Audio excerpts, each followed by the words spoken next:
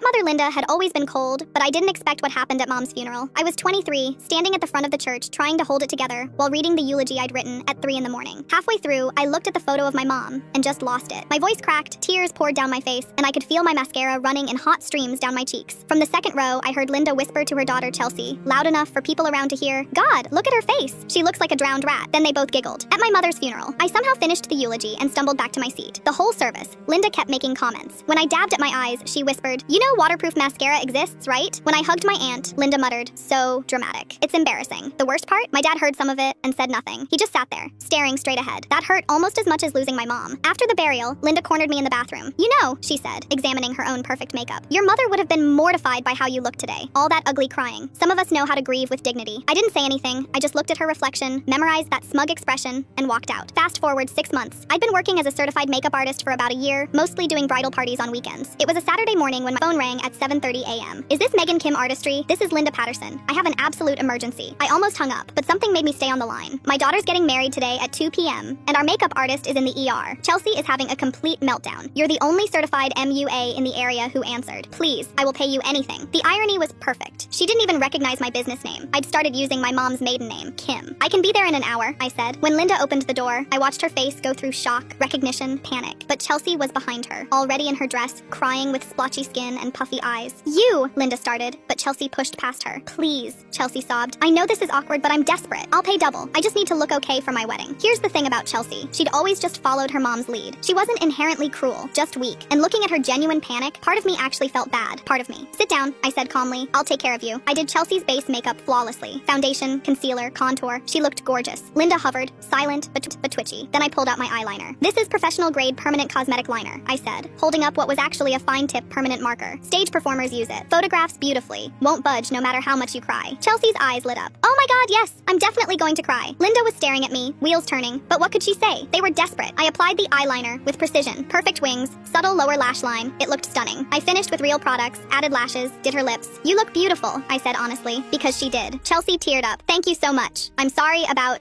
everything." I packed my kit. Linda followed me to the door, pulled out an envelope of cash with shaking hands. "You know what you did," she whispered. "Yeah," I said, meeting her eyes. "I made your daughter look beautiful on her wedding day." "You're welcome." I found out later that Chelsea cried during the ceremony. Real happy tears. And when she tried to clean up afterward, the eyeliner didn't budge. Not with makeup remover, not with soap, not with anything. It took almost 3 weeks to fade. Linda called me once, screaming about lawsuits. I calmly reminded her that she'd hired an unlicensed MUA in an emergency and paid in cash with no contract. Then I hung up. My only regret? Mom wasn't there to see it, but somehow I think she knew.